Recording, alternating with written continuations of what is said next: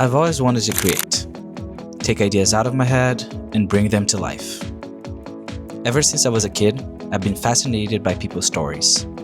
They always inspired me, whether by motivating me to be a better person or pushing me to fight for my goals and believing in my dreams. I discovered YouTube in high school, and back there, this platform was very different. And I realized I had my own stories to share, but I was very shy, insecure, and unsure of what to do with them. Everyone making videos here at that time felt so distant from my reality. And then, life happened. I moved to another country, started school, and eventually, work took over my routine. As the years went by, I kept making excuses to avoid creating my channel and sharing my stories. I always told myself, one day, when I'm ready, I'll come back here. But one thing was certain. These stories needed to get out of my head and into the world somehow. Last year, I turned 30, and that's how I ended up here. I looked back at my life and I told myself, it's now or never. And I started all of that here in this channel by challenging myself to post a video a day for 30 days, and here we are in the video 28th. Woohoo, we're almost making it, guys.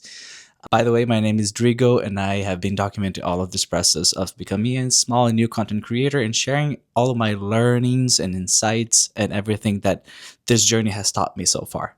I've always thought that YouTube, for some reason, was for Mr. Beast styles of videos and really hype editing styles, fast pace, quick cuts, triggers after triggers. And I thought, well, I don't relate to that. I don't think I can do that right now, and that's not the kind of thing that I'd like to put out at the moment. But then recently, I think over the past 2 years, most specifically, I have watched tons of new YouTubers and new creators coming out with beautiful ideas and different formats of videos and different styles that were actually growing. And also the algorithm has gone through a lot of changes.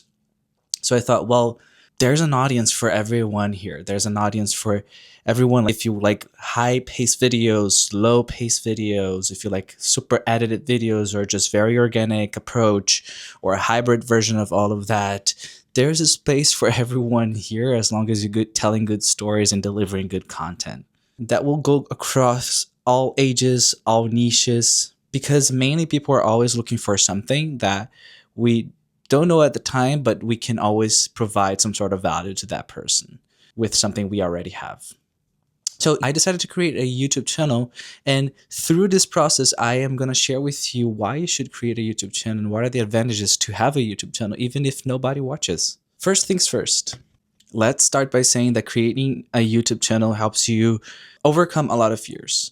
I think one of the things is the fact that creating videos for YouTube has helped me overcome a lot of fears, insecurities with my appearance, with the way I talk. It has helped me develop a different approach and style of communicating and improve my speech as well. It has also provided me with tolerance for rejection, because eventually a lot of people are going to come here and they're not going to like your content, and that's totally fine. So having that skill, this ability to tolerate rejection, is very important to keep consistent and grow anyway, regardless. And it helped me understanding that sharing my likes and experiences is a way of helping other people that are going through something and that they need that information that you have. And you, for some reason, we think our routines, our lives are just like, oh, there's nothing interesting here, or I don't think I have anything to say or share. But at the end of the day, when we put things out, we realize how much people we help. And through the comments, I have also realized the struggles people go through and they have. And I thought, well, maybe I can bring some sort of value here and I can contribute in a way to this person. Someone is texting me.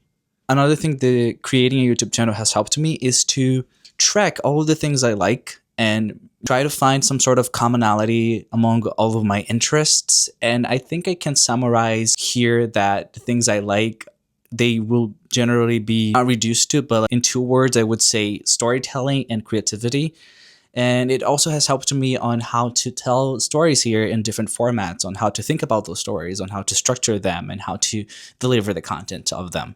It has incredibly helped me how to be more creative with the camera shots, the positions, which scenes I want to make, or takes I want to shoot, and the way I want to deliver some sort of information in general editing. And I feel like it has helped me a lot to learn all of those in a certain level and combine all of those abilities to deliver information. It has also helped me to get out of my comfort zone and search and get out of my bubble and search through other bubbles of creators, of people that are commenting here, their struggles, their fears, things that prevent them from doing the things they want, or understanding their needs and things that I can help with. Search in general other topics like how to grow on YouTube, how to make good research, how to provide value, how to create a good script or a good video. So it has helped me learn and search good things to improve my content and put out good things as well. It has also incredibly helped me on how to document processes.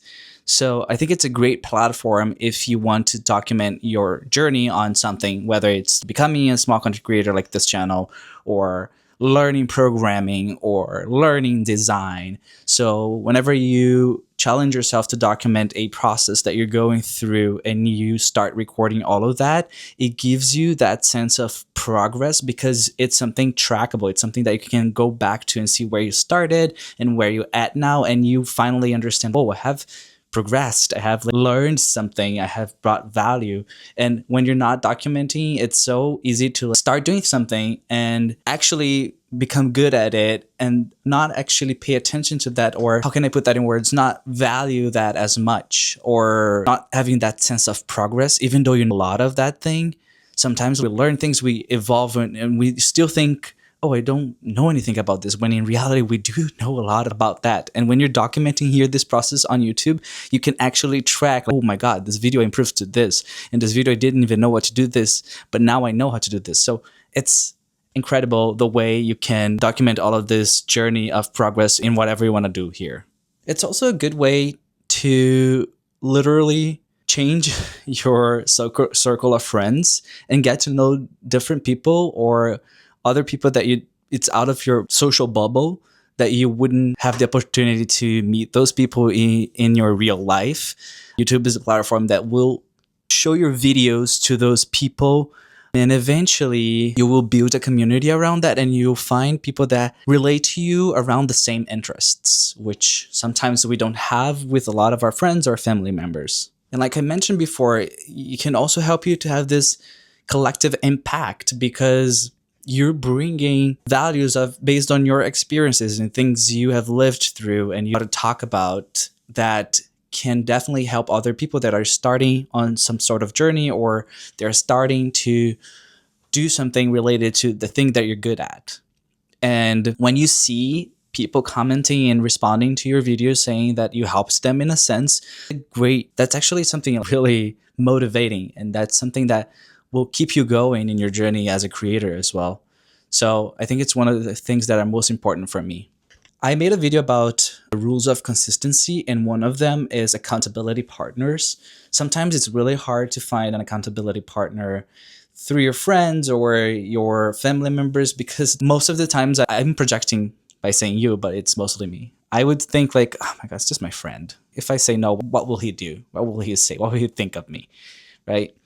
But here on YouTube, when you have these accountability partners, they are your audience. They are people that are coming here to watch you, and they are constantly watching you. Even if they don't comment, they are seeing your step by step. They are following your journey. And those accountability partners are stronger, and they make you want to prove yourself that you can do that.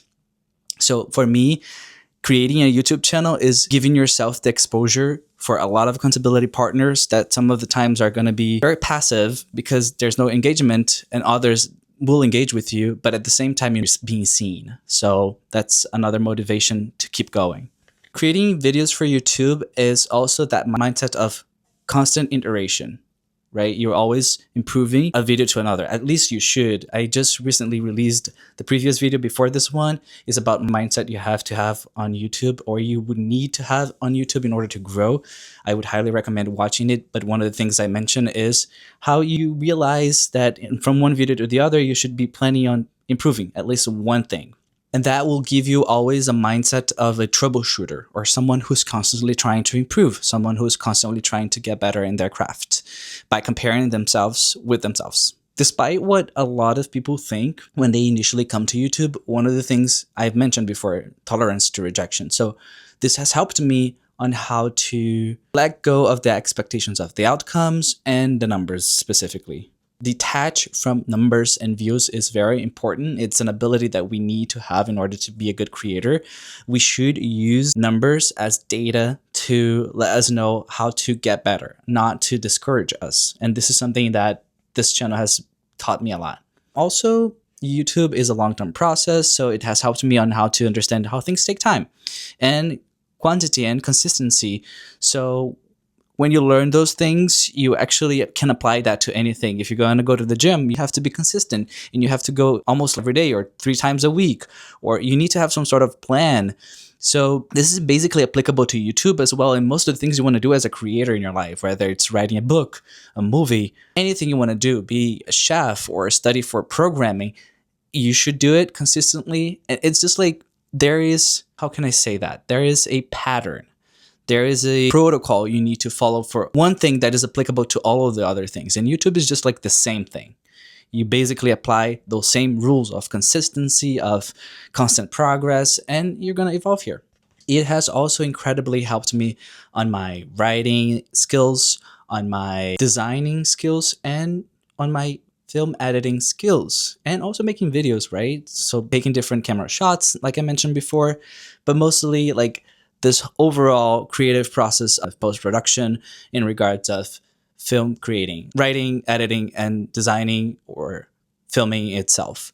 It has helped me on how to improve that over the 30-day challenge that I've been posting here. You can see the challenges I have overcome, the improvements that I made from a video to the other. I'm leaving it right here in this channel, so you can also follow the journey, understand that this is part of the process. And those are abilities and skills that in the age that we are recently, in the age that we are nowadays, it's very important, because they'll guarantee you a position in whatever agency you would like to work. If that's something you want to go for in the future, work for an agency like the marketing agency, because those are valuable skills in the era of the internet, and especially in the era of AI. And finally, it has helped me on how to become a more creative person. I am a full-time employer for a company that I work more of a corporate job, which is almost robotic. I do those same actions, those protocols every day.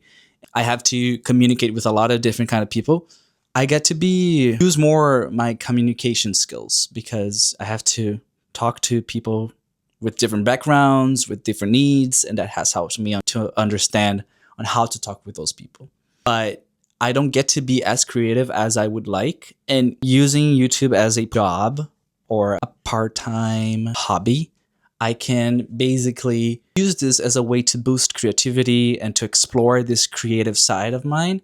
So this is one of the other things. I love being here and thinking of content and writing stuff and sharing experiences. And through all of this, I've learned that I can be so creative, and I've been enjoying this. So if you want to explore your creative side, you should definitely be here. In summary, YouTube is a space where you can challenge yourself to grow, hold yourself accountable, and document your journey of self-improvement. It's a place to tell stories, share ideas, and connect with like-minded people. If you want to enhance your creative skills, whether it's film production, writing, or editing, these are valuable abilities in today's world. We all know why. Come here, create, improve, and repeat. Keep refining your craft, and I'm sure you'll find your people. Again, this is a few things that worked for me, and how I understand that creating a YouTube channel, even if nobody watches, will definitely help me on how to become a better person and a better creator. And I hope you like this video. If you like, don't forget to leave a comment and say what you think and why you think you should create a YouTube channel, or why you think you shouldn't create a YouTube channel even if nobody watches. I would love to hear your feedback on that as well, and I see you in the next video. And if you like this video, you're probably gonna like some of these other videos here. I see you in the next video. Bye.